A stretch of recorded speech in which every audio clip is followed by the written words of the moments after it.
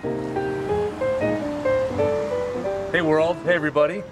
My name's Seth Captain. I'm a buyer's agent here in Chicago that specializes in unique properties. The foreclosure crisis has done a lot of things in this country, but one of the best things it's done is it's actually brought the opportunity to buy an old bar, an owner's apartment for a new client to live in. We're gonna go check it out, and Mike is gonna give us the structural analysis of why it may or may not be good. Now this is a place I'd like to call home. In the mornings as well? In the mornings as well. Early Prohibition Chicago. Well, I think this is post-war.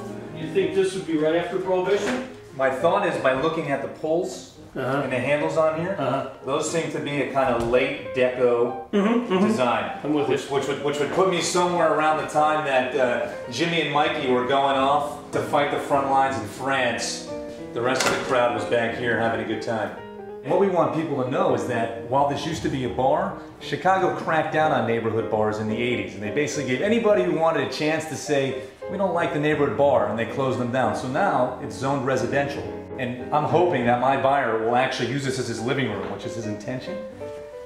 He'll have the rest of his apartment in the back, and then he'll actually have a rental unit upstairs to help pay most of the mortgage. Now this is something my client, who's a guy, would love. You know, as men, we're constantly wasting water using a toilet bowl, and at the end of the day, everyone wants to feel like they're at the ball game. I've thought about putting a Lloyd urinal in my own home. Now, do you see any issues with someone keeping a urinal in their house in terms of plumbing? Urinals are okay in a home, a plumber will tell you. How about the smell? Can you put a sign above it that just says, like, no asparagus eaters, please?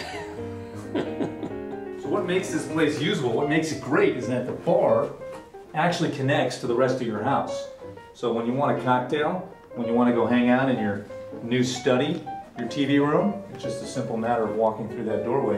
One great thing about all these old Chicago buildings is you get free hardwood floors. You don't got to pay anybody to do them, because beneath all this delicious, luxurious Irish Bridgeport green carpet are a beautiful set of maple hardwood floors. You may not have to do much to it if you buy a rectangular rug. You'll notice that somebody was parsimonious with the wax for a few decades. Yeah.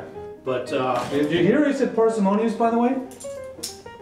This is not an uneducated show. Just because my hands are dirty, Seth, doesn't mean my head is empty.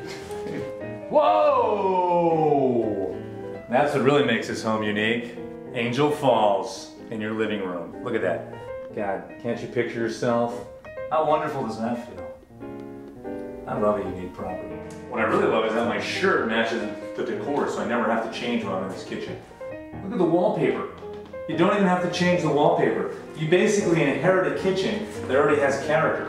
Oh, I want to cook some bread. Don't worry about it. Just follow the instruction.